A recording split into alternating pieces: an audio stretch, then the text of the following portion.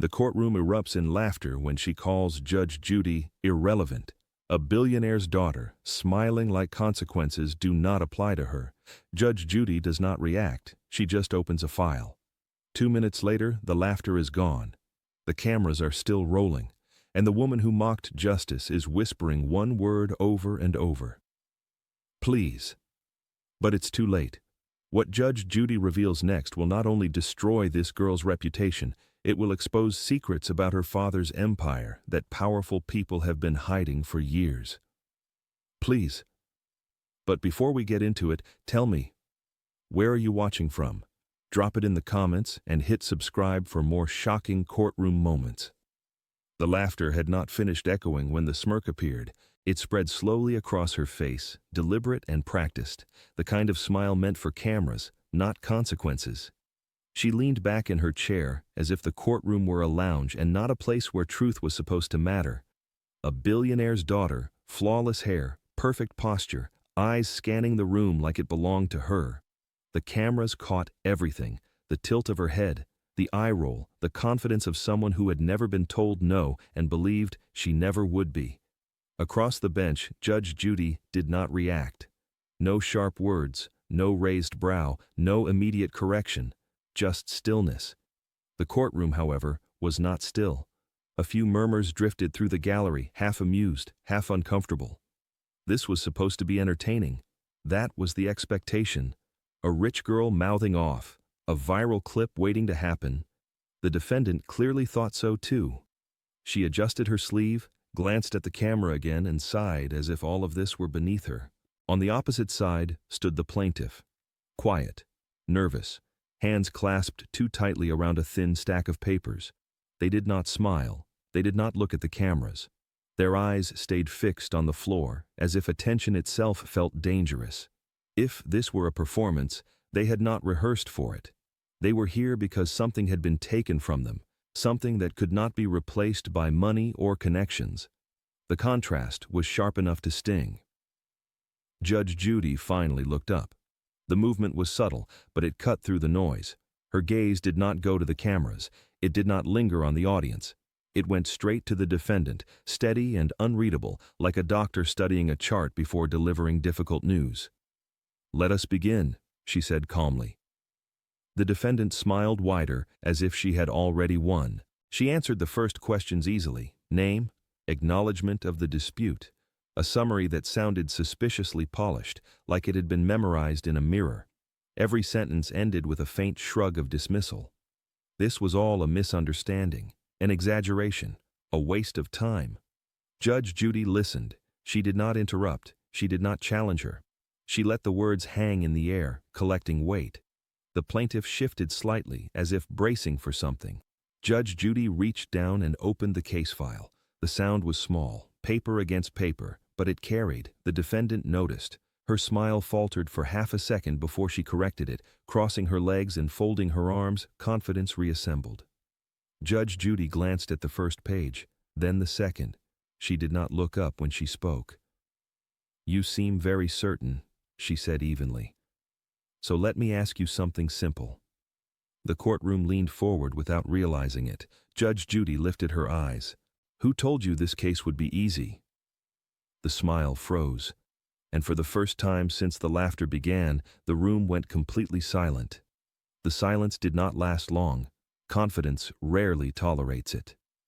She leaned forward this time, elbows resting casually on the table, as if familiarity could bend authority. Her voice returned smooth and rehearsed, carrying the ease of someone used to being believed before finishing a sentence. She spoke quickly, filling space before questions could. This was not nervousness. It was strategy. Judge Judy did not stop her. She let the words spill out, polished explanations, carefully chosen phrases, legal-sounding language that felt just convincing enough to confuse. The defendant spoke about misunderstandings, about miscommunication, about how people sometimes heard what they wanted to hear.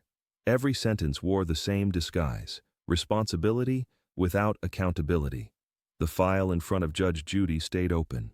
Thin, too thin. The defendant noticed.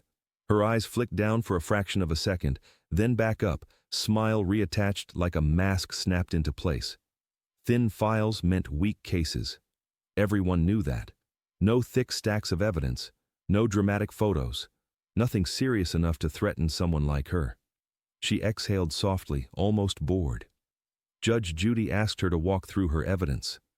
The defendant slid a small folder forward, fingertips manicured, movements precise. Inside were neatly printed emails, a timeline prepared by someone who understood optics. The kind of presentation designed to look responsible without actually revealing anything. Paper shields, clean, bloodless. Judge Judy flipped through them without comment. The plaintiff watched every page turn like it mattered, because to them, it did. Judge Judy asked where the documents came from. "My legal team," the defendant replied instantly. "They handle things like this." Like this. The phrase hung in the air. Judge Judy nodded once and continued reading. She did not acknowledge the comment. She did not react to the implication. Instead, she reached the end of the folder and closed it gently, as if not to disturb something fragile. She looked up. "You said earlier this was exaggerated," she said, calm, neutral. "Yet these documents were prepared weeks in advance." The defendant did not hesitate. "Because we expected this," she said with a small shrug. "Unfortunately." Judge Judy tilted her head slightly, not in disagreement, in assessment. "So, you anticipated legal action before the incident you described as minor?" The smile thinned. The defendant laughed softly, waving a hand. "People threaten lawsuits all the time." Judge Judy made a note in the margin of the file. The plaintiff shifted again, fingers tightening. This was familiar. The way powerful people explained preparation as coincidence. The way foresight was reframed as responsibility instead of intent. Judge Judy turned one page back in the file. Just one. She tapped it once with her pen. "You mentioned your legal team," she said. "Which firm prepared these?" The defendant answered smoothly, naming it without hesitation. Another display of confidence. Transparency as performance. Judge Judy wrote the name down. She did not look impressed. Instead, she closed the file again, deliberately this time, and folded her hands on top of it. "Interesting," she said quietly. The defendant leaned back, satisfied, arms crossing once more. She believed she had passed the test. That preparation had protected her. That paper had done its job. Judge Judy lifted her gaze. "Because this file," she said evenly, "does not read like a reaction." The room held its breath. "It reads like a plan." The defendant's smile twitched. Just once. And beneath the paper masks and practiced confidence, something real stirred. The first hint that control might not belong to her after all. Confidence grows fastest when it goes unchallenged. She mistook the silence for approval.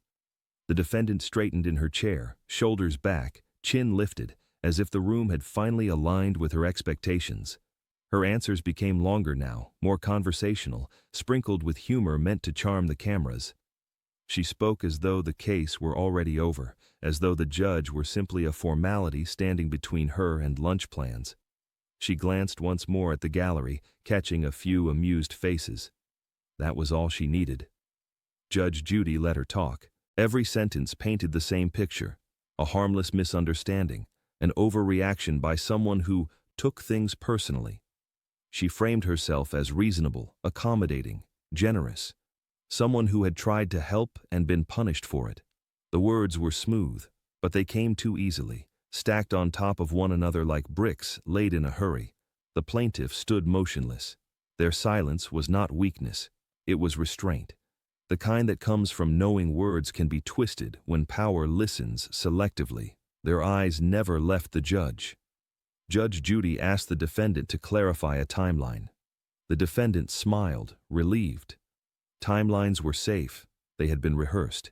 She recited dates and moments with confidence, hands gesturing lightly like she was telling a story she had told many times before.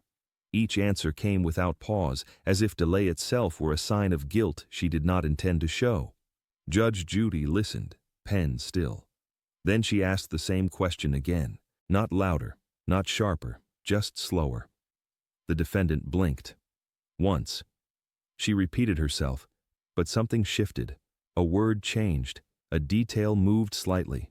Nothing obvious, nothing dramatic, but the rhythm broke, just enough to be noticed. Judge Judy glanced down at the file. The defendant laughed softly. I'm sure the paperwork makes it sound complicated, she said lightly. But it really wasn't. The phrase landed wrong. Judge Judy looked up. You signed these documents, she said, tapping the file without opening it. Yes, the defendant replied quickly. And you reviewed them before signing? Of course. Judge Judy nodded. Then you understood their impact. The defendant's smile tightened. I trusted my team. There it was again. Distance, delegation, the careful removal of self from consequence. Judge Judy did not argue. She simply turned one page in the file. The plaintiff inhaled sharply. The defendant noticed and glanced sideways, irritation flickering across her face. She rolled her eyes, just slightly, as if to say, "See what I have to deal with?" Judge Judy's voice cut cleanly through the moment. You stated earlier that you had no reason to believe this would cause harm, she said evenly. Yet this document references potential fallout. The defendant leaned forward. That's just standard language. Judge Judy did not respond immediately. She studied the page, eyes scanning lines the defendant could not see from where she sat. The room felt smaller now, heavier. Judge Judy closed the file halfway, leaving one page visible. Just enough. Tell me, she said calmly, why this clause exists if you believed nothing could go wrong. The defendant opened her mouth to answer, then closed it. For the first time since she walked in, she did not know which version of the truth would protect her. Judge Judy waited, and in that pause, the illusion of untouchable began to crack. The paper did not slam onto the desk, it slid, soft, controlled, almost polite, and yet the sound cut through the courtroom sharper than any gavel strike ever could. Judge Judy placed the document between them, fingers resting lightly on the edge, as if the page itself might try to escape. She did not announce it, she did not dramatize it. She simply let it exist in the open air, exposed, undeniable. The defendant leaned forward instinctively, her smile stayed in place for a second too long. That's just internal paperwork, she said quickly, voice light, dismissive. Standard stuff. Judge Judy did not look at her. Instead, she read aloud, slowly, precisely, a clause, a paragraph, language that did not speak of accidents or misunderstandings, but of anticipated outcomes, of risk, of containment, words chosen not by chance, but by caution. The courtroom shifted, people leaned in. Even the cameras adjusted, sensing something had changed. Judge Judy lifted her eyes. You testified, she said calmly, that you had no reason to believe this would cause harm. The defendant nodded too fast. Correct. Judge Judy tapped the paper once. Then explain why this document discusses potential damage before the incident ever occurred. The defendant laughed, a sharp, brittle sound. That's just lawyers being lawyers. Judge Judy's gaze did not waver. And yet, she continued, this document is dated 3 days before the event you described as unexpected. The laughter died mid-breath. The defendant looked down. Really looked this time. Her fingers twitched. She swallowed. That date is wrong, she said, too quickly. It must be a typo. Judge Judy turned the page. There are 3 copies, she replied evenly. All dated, all consistent, all signed. The defendant's posture changed, shoulders tightening, legs uncrossing. The casual ease drained from her body like water through a crack. Judge Judy leaned back slightly. These documents were prepared by your legal team, she said, based on information you provided. The plaintiff inhaled sharply, one hand rising to their mouth. The defendant shook her head. They handle those things. Judge Judy nodded once. So your legal team predicted fallout, she said, before you claim anything happened. Silence flooded the room. Not stunned silence, understanding silence. Judge Judy's voice softened, not in mercy, but in clarity. That means one of 2 things, she said. Either this was not an accident, or you are not being honest with this court." The defendant's mouth opened. Nothing came out. For the first time, the mask did not just slip, it cracked. Judge Judy folded the document back into the file and closed it carefully, as if sealing something irreversible inside. "You may want to reconsider your testimony," she said calmly.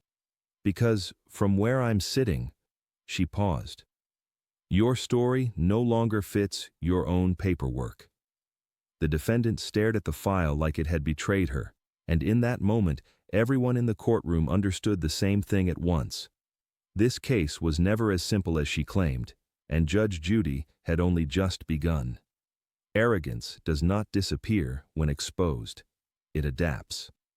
She straightened in her chair, lifting her chin as if posture alone could restore authority. The brief panic that flashed across her face vanished behind a familiar mask. Polished, offended, controlled. This was not her first time facing pressure. This was simply the first time it had arrived without warning. "That document is being taken out of context," she said firmly. "Anyone with a legal background knows language like that is boilerplate." Her voice had changed, slower, sharper, less playful. Judge Judy did not interrupt. The defendant continued, sensing space. She leaned into it, reframing the narrative with practiced precision. Lawyers were cautious by nature. Corporations prepared for hypotheticals. None of this meant intent. None of this meant harm. The words stacked neatly, one on top of another, like sandbags thrown up to stop a rising flood. Across the room, the plaintiff stood frozen. They had heard this before. The explanation that turned foresight into coincidence, planning into responsibility, and damage into unfortunate misunderstanding. Their hands trembled slightly, not from fear, but from recognition. Judge Judy waited until the defendant finished. Then she spoke. "You are not being accused of having lawyers," she said calmly. "You are being questioned about what you knew and when you knew it." The defendant exhaled sharply. "I cannot control every internal memo." "No," Judge Judy replied, "but you signed them." That landed harder than the document itself. The defendant shifted tactics. Her tone softened, eyes widening just enough to suggest hurt rather than defiance. She spoke about how difficult it was to be scrutinized, about how people assumed the worst because of her last name, how privilege came with unfair judgment, how expectations followed her everywhere. Damage control had become emotional. Judge Judy watched without expression. "You have referenced your family multiple times today," she said evenly. "I have not." The defendant blinked. "I am not interested in your father's reputation," Judge Judy continued. "I am interested in your actions." The room stirred. Whispers rippled through the gallery. The defendant swallowed, then tried once more to redirect. "If anyone was harmed," she said carefully, "that was never my intention." Judge Judy leaned forward slightly. "Intent does not erase impact," she replied. "And accountability does not disappear because it feels uncomfortable." She reached for the file again. "This court does not operate on sympathy," she said.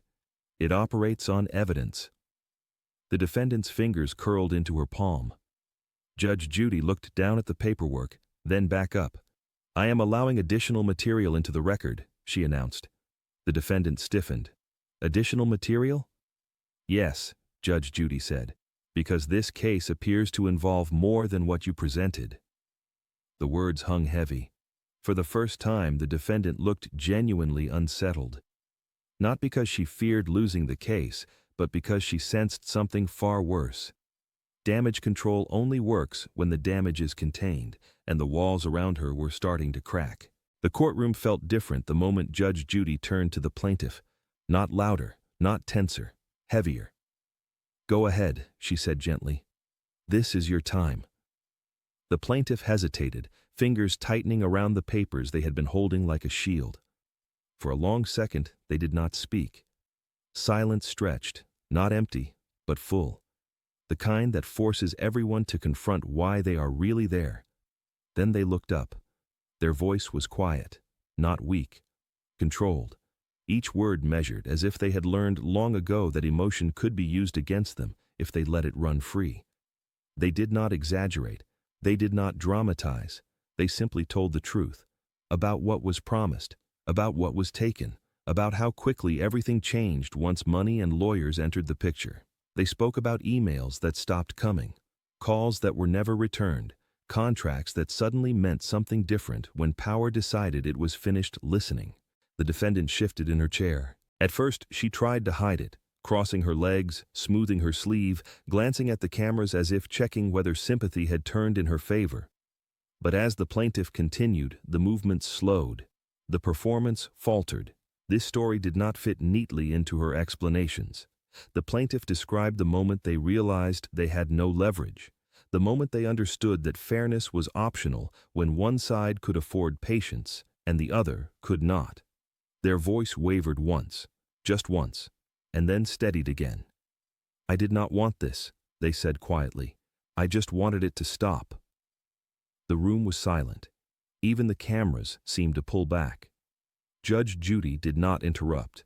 She did not ask questions. She let the words land where they needed to land. When the plaintiff finished, there was no immediate response, just breathing, shallow and uneven, across the courtroom. The defendant opened her mouth, then closed it. For the first time, she did not interrupt, did not scoff, did not roll her eyes. She stared straight ahead, jaw tight, as if reacting at all might crack something she was struggling to hold together. Judge Judy finally spoke. "Thank you," she said to the plaintiff. "You may step back." Then she turned to the defendant. "Do you understand?" she asked calmly, "why intent matters less when harm is this clear?" The defendant swallowed.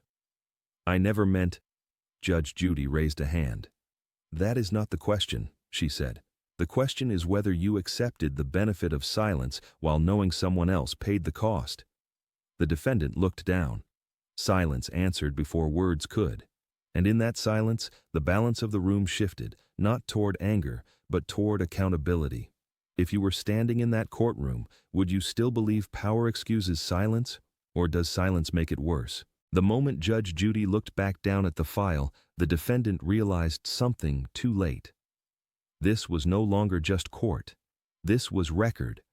The cameras were still rolling, their quiet hum now impossible to ignore. What had started as a performance had turned into documentation, and every second from here forward would live far beyond this room. The defendant shifted again, posture tightening, eyes darting briefly toward the lens before forcing herself to look away. Judge Judy did not acknowledge the cameras. She never did. Instead, she flipped to a new section of the file, one the defendant had not seen yet. "Earlier," Judge Judy said evenly, "you testified that this dispute was personal. Is that still your position?" The defendant hesitated.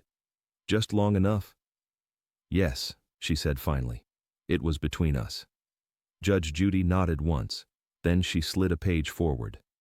"This transaction," she said, tapping the document, "was processed through a corporate account." The defendant's breath caught. "It was reimbursed later," she replied quickly. "That does not make it corporate involvement." Judge Judy looked up. "No," she said calmly, "but it does make it traceable." The word landed like a dropped glass.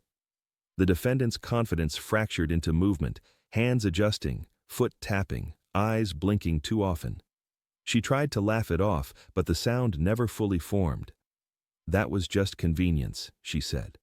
"Nothing improper." Judge Judy leaned back slightly. "Convenience," she repeated. "Paid for by a company you claim had nothing to do with this." Silence pressed in. The plaintiff watched, stunned. This was no longer just about them. Their story had become a thread in something larger, something with edges sharp enough to cut deeper than anyone expected. Judge Judy turned another page. "This account," she continued, "is connected to multiple settlements involving non-disclosure agreements." The courtroom stirred. A murmur rippled through the gallery before the bailiff restored order. The defendant's face drained of color. Those agreements were not supposed to be discussed. Not here, not on camera. Judge Judy's tone did not change. "I am not alleging wrongdoing," she said. "I am clarifying patterns." The defendant shook her head. "You cannot—" "I can," Judge Judy replied, cutting her off without raising her voice. "And I am." The defendant's mouth opened, then closed again. Words abandoned her. Strategy failed her. For the first time, she looked small. Not because she lacked power, but because she could no longer control where it pointed. Judge Judy folded her hands. "When personal disputes begin to resemble corporate behavior," she said, "this court has an obligation to look closer." The cameras zoomed slightly, sensing the shift. The defendant whispered, almost to herself, "This was not supposed to happen." Judge Judy met her gaze. "No," she said quietly. "It was." She glanced down at the file one last time before looking back up. "And you should understand something," she added.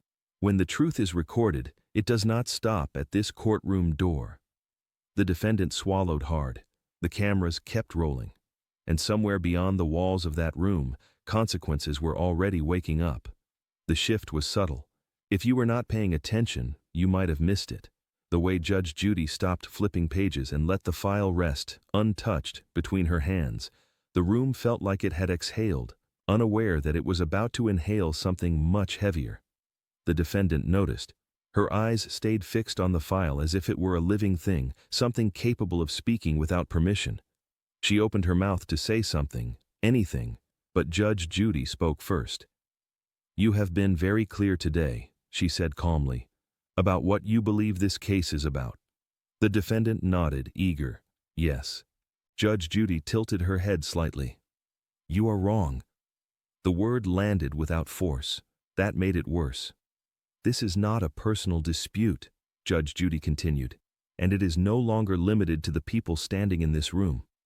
The defendant shook her head. "You do not have the authority." "I do," Judge Judy replied, cutting her off with the quiet certainty that ends arguments. "And more importantly, I have documentation." She reached into the file and removed a thin packet of papers the defendant had never seen before. Not defense exhibits, not plaintiff submissions, independent material. These records, Judge Judy said, were not provided by either party. The defendant's face went pale. Judge Judy did not rush. She never rushed moments like this. "They were requested," she continued, "after inconsistencies appeared between your testimony and the transaction history." The courtroom went perfectly still. The defendant's voice dropped. "Requested by who?" Judge Judy met her eyes. "By professionals whose job is to follow money," she said, "and who do not work for you." The words cracked something open. Judge Judy placed the papers on the desk, angling them toward the defendant. "These transactions," she said, tapping the page, "were routed through a corporate shell tied to your father's company." A sharp intake of breath rippled through the gallery. The plaintiff froze. The defendant shook her head violently. "That is not possible." Judge Judy's tone remained level. "It is not only possible," she said. "It is documented." The defendant's hands trembled as she reached for the edge of the table, knuckles whitening. "This court," Judge Judy continued, "has a responsibility to refer matters when civil testimony overlaps with corporate misrepresentation." The defendant whispered, barely audible, "You cannot do this." Judge Judy leaned forward. "I already have." Silence detonated across the room. The defendant's lips parted. The word slipped out before she could stop it. "Please."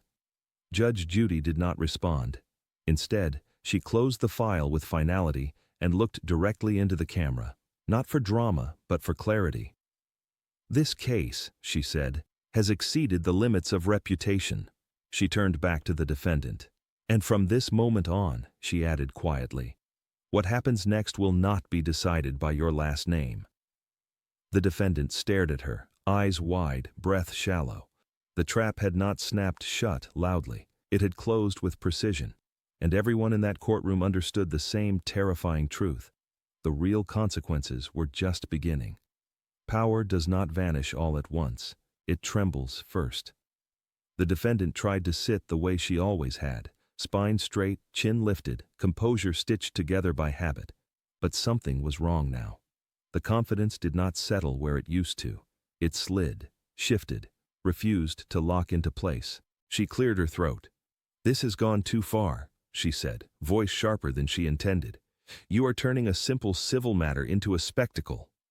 Across the bench, Judge Judy regarded her with the same calm expression she had worn all morning. No irritation, no defensiveness, just patience. The kind that waits for the truth to finish unraveling on its own. "This became serious," Judge Judy replied evenly, "the moment your testimony stopped matching the records." The defendant scoffed. It was a reflex, a last familiar weapon. "You are assuming intent," she said. "You are assuming knowledge." Judge Judy leaned back slightly. "No," she said. "I am recognizing responsibility." The word hit differently now. The defendant's hands tightened around the edge of the table. She leaned forward, voice rising, frustration bleeding through the polish. She spoke about fairness, about how no one understood what it was like to grow up under scrutiny, how every mistake became a headline, how people wanted to believe the worst.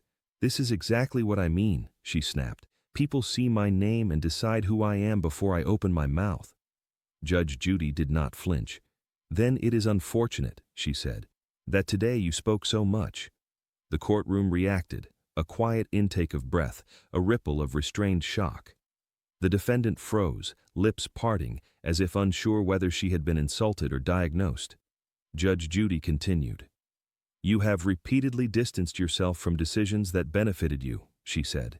"You accepted outcomes without asking how they were achieved. That is not innocence, that is convenience." The defendant shook her head, eyes flashing. "You are twisting this." "No," Judge Judy replied. "I am clarifying it." She glanced down at the file, then back up. "When power insulates people long enough," she said, "they begin to mistake silence for approval." The defendant's breath quickened. The plaintiff stood quietly to the side, barely daring to move. They were watching something collapse that had once towered over them. Not violently, not dramatically, but visibly. Judge Judy folded her hands. "I am going to ask you a question," she said, "and I suggest you answer it carefully." The defendant swallowed. "Did you benefit from the outcome of these transactions?" The room held its breath. "Yes," she said. The word came out small, unavoidable. "And did you question how that benefit was achieved?" The defendant hesitated. That pause was louder than any denial. Judge Judy nodded slowly. "That," she said, "is where accountability begins." The defendant leaned back, shaking her head, whispering to herself like someone recalculating a map that no longer made sense. "This is unbelievable," she murmured. Judge Judy met her gaze. "No," she said quietly. "This is documented."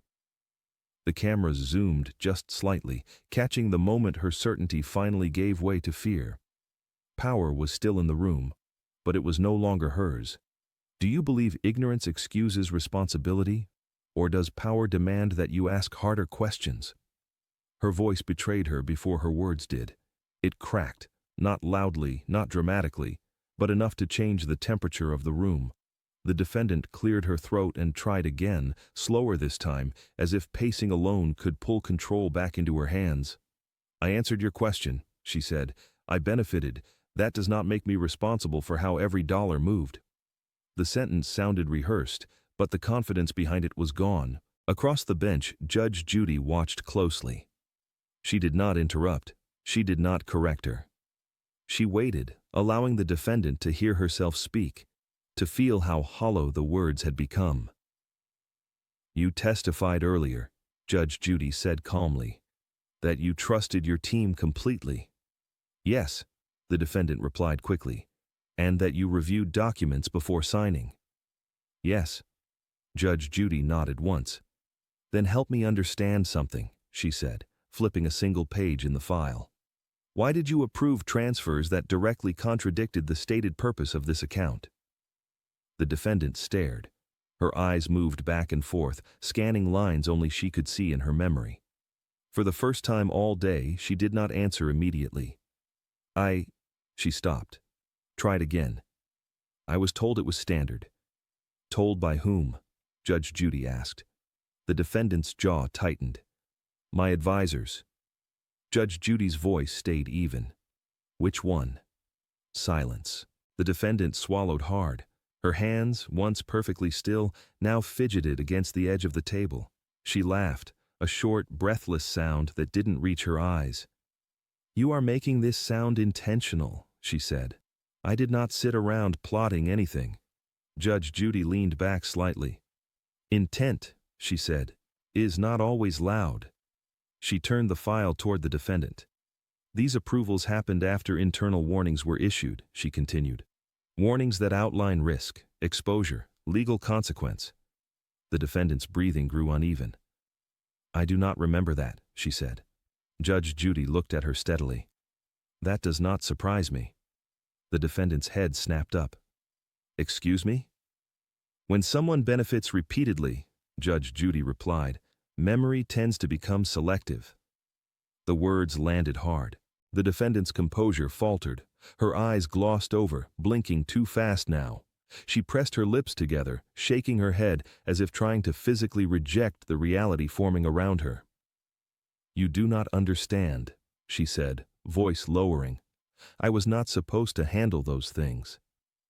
"But you did," Judge Judy replied. "You signed, you approved, you benefited." The defendant's shoulders slumped slightly. "I just did what I was told," she whispered. There it was. Not defiance, not arrogance, fear. Judge Judy did not pounce on it. She let it breathe. "And who," she asked gently, "was telling you what to do?" The defendant opened her mouth, closed it. Her eyes dropped to the table, the weight finally too heavy to carry upright. "I cannot answer that," she said quietly. Judge Judy nodded once. "That," she said, "is the first honest thing you have said today." The courtroom felt suspended, like the moment just before glass finally shatters. The defendant stared down, shoulders trembling, not from tears yet, but from the realization that the story she had been protecting was now turning against her. And everyone in the room could feel it. This was no longer damage control. This was collapse in its earliest form. Silence answered the question before she ever spoke. It pressed down on the courtroom, heavy and suffocating, the kind of quiet that exposes everything people work hardest to hide. The defendant stared at the table, eyes unfocused, as if the polished wood might offer an escape route her mind could not find. Judge Judy did not rush her. She waited. Seconds passed, then more. The cameras stayed fixed, unblinking witnesses to a moment no publicist could rewrite. Finally, the defendant exhaled, long, uneven, like something inside her had given up the fight. "I knew," she said. The word barely reached the microphone, but it reached everyone. Judge Judy's expression did not change. "Knew what?" she asked calmly. The defendant swallowed hard. Her voice shook now, stripped of performance, stripped of polish. "I knew the money wasn't clean. I knew the accounts were being used to move things, to make problems disappear." A ripple moved through the gallery. The plaintiff's breath caught. The defendant closed her eyes briefly, then forced them open again. "They told me it was protection," she continued, "that it was normal, that everyone at that level does it." Judge Judy leaned forward slightly. "And you believed them," she said. "I wanted to," the defendant replied. Tears finally pooled, blurring her vision. "I grew up watching people get buried for less. I thought if I didn't ask questions, I could stay out of it." Judge Judy's voice remained steady, but something deeper entered it now. Not anger, not pity, but truth. "So instead," she said, "you became part of it." The defendant nodded slowly. "Yes." The single word echoed louder than any denial ever could. Judge Judy picked up the file again, but this time she did not open it. She simply rested her hand on it, grounding the moment. "This case," she said, "was never about a misunderstanding. It was about silence, about who benefits when questions are not asked." The defendant's shoulders shook as she finally broke, tears spilling freely now, not dramatic, not performative, just exhausted. "I did not think it would hurt anyone," she whispered. "I just wanted it to stop." Judge Judy looked toward the plaintiff. "And yet," she said softly, "someone paid the price for your comfort." The defendant covered her face, the weight of that truth crushing whatever defenses she had left.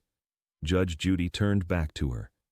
"This court has now heard an admission," she said evenly. Not just of knowledge, but of participation. The room felt frozen.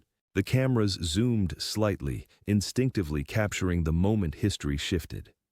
Judge Judy's final words in that silence landed with surgical precision. "You did not lose control today," she said. "You revealed it." The defendant looked up, eyes red, breathing shallow, and in that moment, everyone understood the same thing. This was no longer about money, no longer about reputation. It was about truth, finally spoken, and nothing in this courtroom would ever look the same again. The truth did not explode. It settled. The courtroom remained silent long after the defendant's confession, as if the walls themselves were trying to understand what they had just heard. No gasps, no murmurs, just a heavy stillness that pressed against every breath. The defendant sat motionless now. Her shoulders sagged, posture collapsed inward, as though the weight she had carried for years had finally been set down, only to crush her instead of free her. She did not wipe her tears. She did not look at the cameras. For the first time since she entered the room, she seemed to forget they existed. Across the bench, Judge Judy remained composed. But something had changed. Not in her authority, that was unchanged, but in the temperature of her presence. The sharp edges of examination softened into something quieter, more deliberate. This was the phase after truth, when consequences begin to take shape. Judge Judy folded her hands. "What you have just said," she began calmly, "does not disappear because you regret it." The defendant nodded faintly, eyes still lowered. Judge Judy continued. "Admissions carry weight," she said. "Not just here, but beyond this courtroom." The plaintiff stood nearby, stunned. Their hands trembled slightly now, not from fear, but from the delayed realization that what had happened was real. Their pain, once dismissed, minimized, buried under privilege, had just been validated in front of millions. Judge Judy turned to them. "You did not imagine this," she said gently, "and you did not deserve what followed." The plaintiff's eyes filled, but they did not cry. They simply nodded, relief washing over their face in quiet waves. Judge Judy returned her gaze to the defendant. "This court," she said evenly, "cannot undo what has already been done, but it can acknowledge it." She paused, letting that truth breathe. "The materials presented today," she continued, "will not end their journey here. Appropriate referrals have been made." The defendant flinched, not violently, but noticeably. Judge Judy did not elaborate. She did not need to.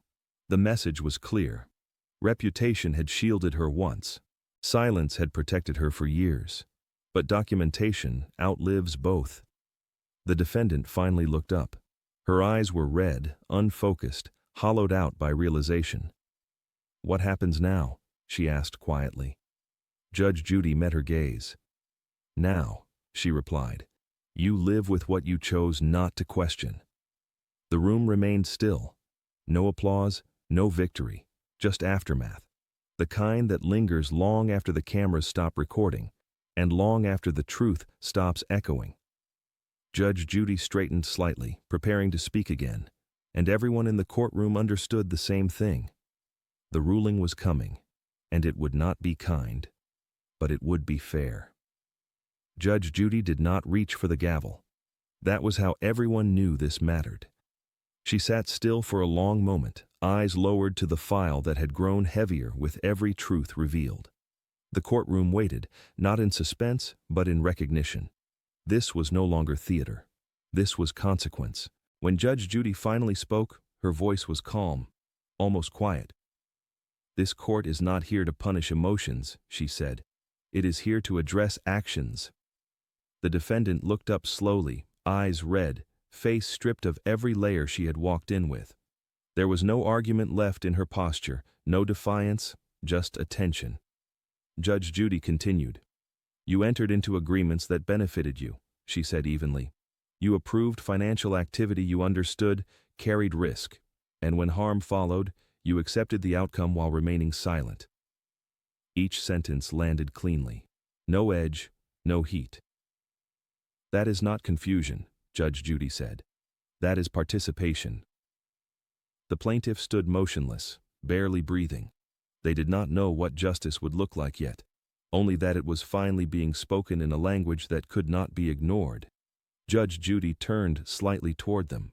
"You were placed in a position where power outweighed fairness," she said. "That is not your failure, it is theirs."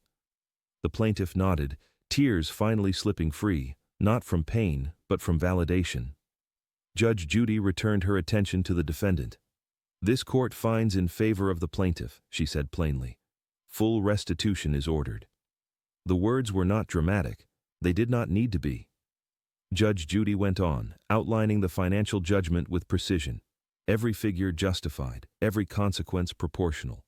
There was no flourish, no pause for effect, just clarity. Then her tone shifted, just slightly. "In addition," she said, "this court formally acknowledges the evidence of broader misconduct presented today." The defendant stiffened. "As stated earlier," Judge Judy continued, "appropriate materials have been referred to outside authorities. That process is no longer within your control."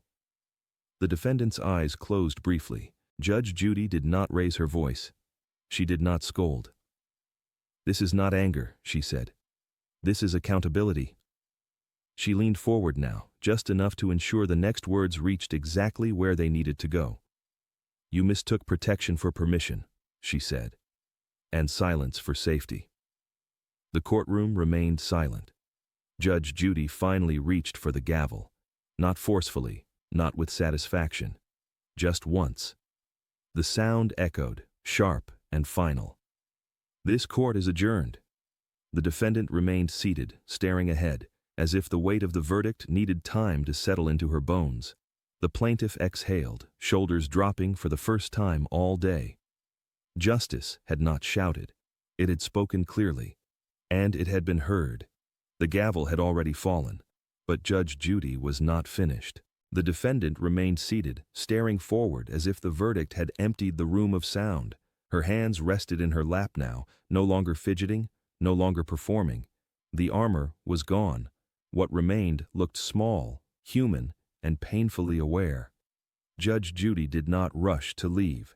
She leaned forward slightly, resting her hands on the bench, not in authority this time but in intention.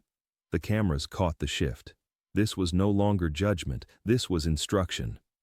"You came into this courtroom believing power would protect you," she said calmly, "not because you are cruel, but because that belief has always worked." The defendant looked up slowly. Judge Judy continued, voice steady and controlled. "You learned early that consequences stop at the edge of influence, that silence can be purchased, that problems disappear if someone else handles them." The words did not accuse, they exposed. The defendant's eyes filled again, but she did not cry this time. She listened. "You did not fail because you asked for help," Judge Judy said. "You failed because you stopped asking questions." The plaintiff stood nearby, absorbing every word. This was not about them anymore, and yet somehow it still was. Their harm had become the proof that silence always has a cost. Judge Judy turned slightly toward them. "Justice does not always feel like victory," she said. "Sometimes it feels like acknowledgement." The plaintiff nodded, jaw tight, eyes shining. Judge Judy returned her gaze to the defendant. "You asked earlier what happens now," she said. "Now you live without the illusion that protection is the same as innocence." The defendant swallowed hard. "This court cannot teach you humility," Judge Judy added, "but it can remove the barriers that kept you from learning it." She straightened, the moment drawing to a close. "Understand this," she said quietly. "Real accountability does not arrive with anger. It arrives with clarity." The room was silent again, not tense, not shocked. Still. Judge Judy rose from her seat. The defendant remained where she was, staring down at the table, finally alone with the truth she had avoided for years. The plaintiff exhaled, shoulders lowering, the weight of disbelief finally lifting. And as the cameras prepared to cut away, one question lingered, not spoken, but heavy in the air. If accountability strips away comfort but leaves truth behind, is that punishment? Or the first real chance to change?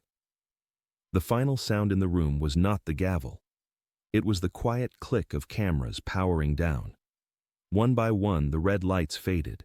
The hum that had filled the courtroom all morning dissolved into silence. What remained was not dramatic, just real.